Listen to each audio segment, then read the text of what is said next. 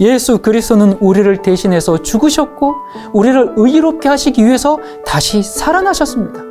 우리는 불완전하고 무가치하지만 그리스도를 통해서 모든 영적인 축복을 얻을 수가 있습니다.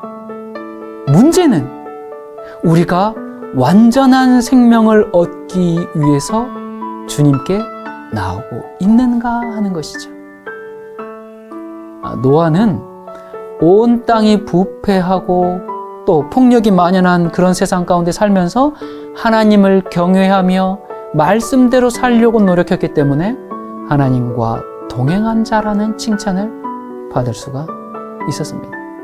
그러니까 하나님이 모든 것을 보고 계시는 것처럼 생각하면서 살았고 하나님의 말씀대로 행동했다는 뜻입니다. 끊임없이 하나님의 뜻을 따르고 주님을 기쁘시게 하고 하나님 앞에 정직히 행하려고 애썼습니다. 그는 한없이 부족하지만 하나님의 뜻을 따르는 완전한 자였습니다. 중요한 건 이것은 내가 내리는 평가가 아닙니다. 이것은 하나님이 보시는 평가입니다. 하나님이 하실 때 구원이 되는 겁니다. 그저 우리는 하나님께 하나님, 저는 여호와의 은혜가 필요한 사람입니다. 그 은혜를 날마다 더욱 깊이 맛보아 알게 해주십시오. 그렇게 기도하며 사는 겁니다. 우리는 예수님의 은혜를 받아서 의인입니다. 온 세상을 다 삼키는 죄악의 홍수가 그처럼 범람할 때에도 노아는 그런 도덕적인 타락의 극치에 이르는 그런 영향 속에서도 신앙을 유지했습니다. 그의 삶을 그렇게 지탱할 수 있었던 이유는 하나님의 눈에서 은혜를 보았기 때문입니다. 하나님께 은혜를 입는 것을 우리의 가장 큰 소망으로 삼도록 합시다. 하나님의 눈에서 십자가의 사랑을 발견하는 것, 나를 위해서 기꺼이 자신을 버리시는 것, 그것을 알게 되는 것이 은혜입니다. 그 사랑을 아는 자, 예수님의 눈물이 무엇인지 아는 자들이 은혜 받은 자들이고 은혜 받은 자로 사는 자가 하나님의 자녀입니다. 그렇게 은혜를 받은 사람은 구별된 행함으로 나타납니다. 노아가 발견한 하나님의 은혜는 노아를 거룩한 하나님의 사람으로 변화시켜 주었습니다. 그의 모든 생각과 행동은 하나님의 말씀의 표현이 되었어요.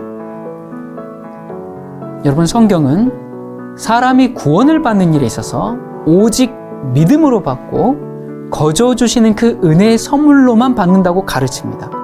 이것은 기독교의 기초가 되는 영원한 진리입니다. 그러나 구원을 받은 사람은 이제 구원받은 사람으로 살아가야 하는 겁니다. 노아는 행위로서 그의 믿음을 나타냈습니다.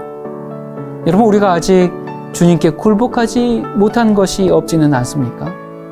하나님은 우리를 사셨습니다. 그분의 생명으로, 그분의 피값으로 우리를 사셨어요. 그렇기 때문에 그분은 우리 각 사람의 마음에 있는 보좌를 충분히 요구할 수 있는 자격이 있는 분이십니다.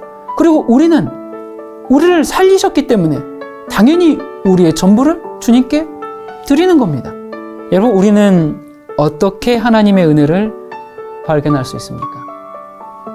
시편 기자는 우리에게 여호와의 선하심을 맛보아 알지어다 라고 말합니다. 성경을 직접 읽고 하나님의 사랑을 맛봐야 합니다. 성령께서 하시는 말씀을 듣고 순종하면서 살아보십시오. 말씀을 통해서 하나님의 깊은 뜻을 아는 체험적인 신앙이 필요합니다. 여호와의 선하심을 맛보아 알지어다. 그것이 여호와의 은혜를 받는 경험입니다. 마지막 때도 사람들은 세상 일에 몰두하다가 그 끝날을 갑자기 당할 겁니다. 소돔성의 사람들이 그렇게 되었고 예루살렘의 멸망이 그렇게 되었죠. 세상 대부분의 사람들에게 마지막은 노아의 때처럼 또 도적같이 그렇게 올 겁니다.